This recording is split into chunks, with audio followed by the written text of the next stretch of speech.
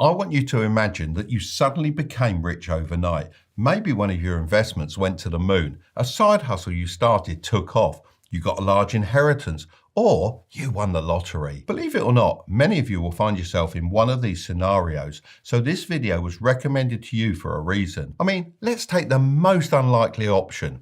Winning the lottery. This channel's had over 1.5 billion views. Statistically, that's enough that a few of you have already won the jackpot on the lottery, and the odds say at least a couple more of you watching right now will win in the future. So that's a good thing, right? Well, actually, when you suddenly get rich, you're far more likely to lose friends and family, have a greater risk of substance abuse, and finally, divorce. Most people who get rich fast have never actually built wealth before and have absolutely no idea how to manage everything. So here are the 7 things you need to do when you suddenly get rich from a millionaire businessman.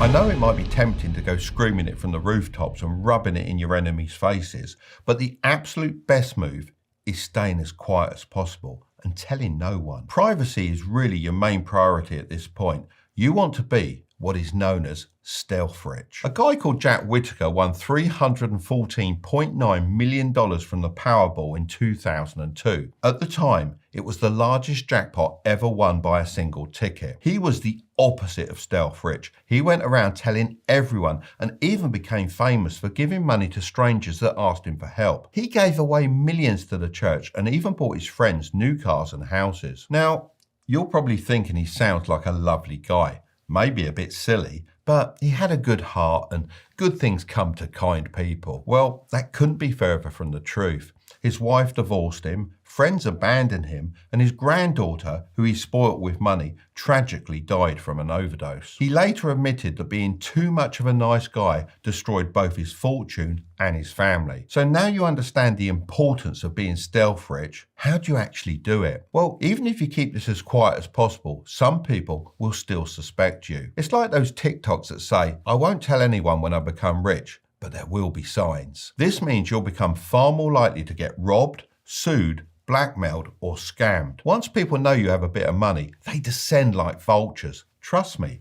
I've experienced it. They say this is because money changes people. However, over my years, I've realized that money actually just reveals who that person really is. The only person you should tell is an attorney. Make sure you get a good one that specializes in trust and estate planning. A trust can save millions in taxes and provide a healthy layer of privacy.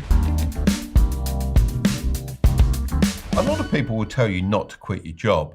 However, I disagree. If your job isn't bringing you satisfaction, then quit the job. Don't quit working, but quit that job. You could even wait for the perfect moment when your boss is pulling a power trip like, you need to step up your game if you want to continue working here, and then quit gloriously. But please go and find another job that you actually enjoy, at least for a bit. When people quit working entirely, all they have to think about 24/7 is how they're going to spend their money. Many end up starting a random business they know nothing about because they're bored and now have the money to do it.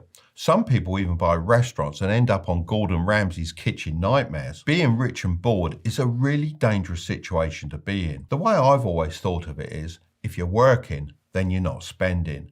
So keep your life as normal as possible for at least 6 months. You need to process having all this money and not give in to the temptation of spending it. You might think this doesn't matter. You're rich now. Why worry about a few little debts when you could pay it off if you wanted to? Well, these debts can quickly start eating into your fortune, and before you know it, you'll be left with nothing. Focus on paying back your highest interest rate debts first. The main culprit here is credit cards. These often have 20 to 30% interest rates, which eat away at your money faster than almost anything else. Then you have car loans and personal loans. These are worth clearing if the rates are high. Finally, you have mortgages. Paying off their house is often one of the first things people do after suddenly becoming rich. However, this might not actually be the best idea. If it's cheap debt, I'm talking 2 to 3%, it might be smarter to keep it and invest instead. This is because you should be able to get a better return from your investments, and that will offset the amount the debt is costing you. So focus on clearing that high interest debt. It's a guaranteed return. Unlike investing, which can go up and down, Paying off debt is the same as earning that interest rate risk-free. So use this as a reset button, and once you're out of high interest debt, promise yourself never to fall back into that cycle.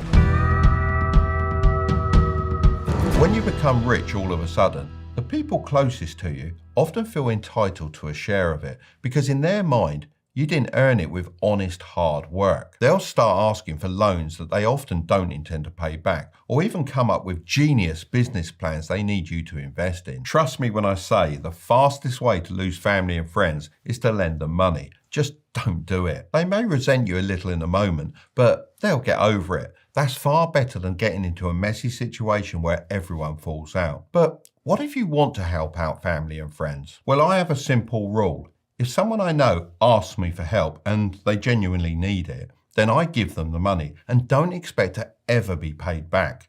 On one condition, they never ask me for money again. Can I have some money then, Mark? No, you're joking, and I pay you plenty. I recommend you do the same because you don't want people using you as their emergency fund. If you help them out once and they know they can come back for more, they're less likely to be responsible with their own money because they know you just bail them out again. I know this point sounds quite heartless, but it's really the opposite. Sometimes you have to be cruel to be kind. This will save you far more friendships than just being someone else's piggy bank.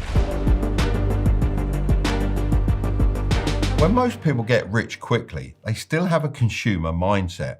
They look at the money sat in their bank account and think about all the ways they're going to spend it. My son's friend's family actually won the lottery when he was younger, and his parents went out and bought a new house worth over $10 million, a couple of sports cars, and sent all their kids to private school. Only 2 years later, the dream collapsed. Curtis's friend was yanked out of private school, sports cars were sold off, and their $10 million home was desperately listed for $6.5 million after bad improvements and crushing debt forced them to sell. This all happened because they didn't understand the golden rule. Never spend the principal, only the interest. You should be trying to grow a money tree that produces new income every month, not cutting it down for temporary firewood. That's where your freedom figure comes in. Work out exactly how much income you need each year to live the life you want, then multiply it by 25. So if you want an income of $200,000 per year, you'll need to invest at least $5 million of your new wealth. The idea is that you'll never actually have to dip into the $5 million and be able to live on the $200,000 of interest every year. Even if you haven't received a large sum of money and become instantly rich, it's still worth working out your freedom figure, as it's a great target to aim for. The rule of 25 is based on a 4% safe withdrawal rate. I personally aim to grow my money by more than 4% though, just to be safe. That brings us on to the most common thing I hear is, where can I find those kinds of interest rates? My account only gives me 0.5%. The truth is, you're not likely to find the kind of interest rates you need for the rule of 25 in an ordinary account. You need to open an investing account. So let's say you somehow got your hands on that $5 million we talked about earlier. How could you invest it? Well, at this stage, it's way more about preservation than growth. Of course, this does depend on your age and how much risk you want to take, but here's an example of how I would consider splitting it up. Remember, I'm not a financial advisor and this isn't financial advice. First of all, I'd put $1 million into a low-cost total stock market index fund, just like this one. It includes over 1,300 different stocks, so it's very diversified. Its top holdings are big companies like Apple, Microsoft, Amazon, Nvidia, and Alphabet. This is your long-term growth engine and has averaged about 9% per year over the last 20 years. But future returns could be higher or lower. On $1 million, that's around $90,000 a year. Second, I'd put $1 million into a low-cost total bond market index fund such as this one. A bond fund is a pool of loans you give to governments or companies.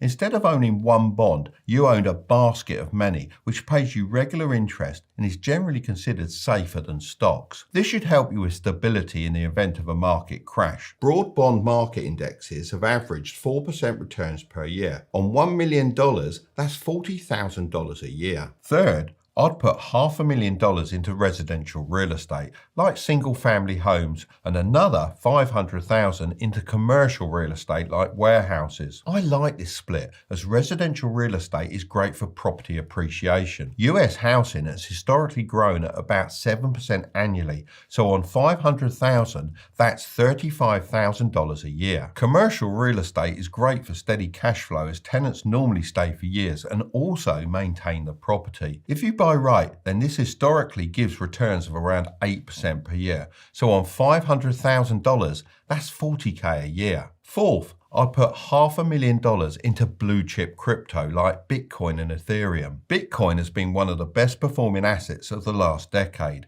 so it makes sense to have it in an investment portfolio. However, it is highly volatile and can go down just as fast as it goes up. So treating it as a 5 to 10% moonshot allocation makes sense. Bitcoin's last decade saw explosive gains of 49% annually, but past performance doesn't predict the future. So let's normalize it to a 10 to 15% range. $500,000 could average roughly 62.5K per year. Fifth, I'd put $1 million into a high interest savings account, such as this one from SoFi that offers up to 4.5%. On $1 million, that's $45K a year. Altogether, that example portfolio could generate around $312,500 per year in passive income if markets perform like their long-term averages. But remember, past performance is no guarantee of future results. If you want to get started building an investing portfolio, I actually reached out to Trading 212 to see if they wanted to sponsor this portion of the video. They agreed and are actually giving you a free fractional share worth up to £100 when you use the code tilbury in the promo code section of the app. Don't wait to win the lottery to get started with this. Just get it set up now, and trust me, you'll thank yourself in the future. The ones paying very close attention will realise that I missed out $500K from that $5 million investment portfolio example. That's because you should spend that $500K on whatever you like. Call it fun money. I went through this stage and realised that having money isn't about Lambos or mansions. It's about never having to do things you don't want to do. Real wealth is waking up and deciding how to spend your day. Don't be like those lottery winners who blow it all chasing possessions, not freedom.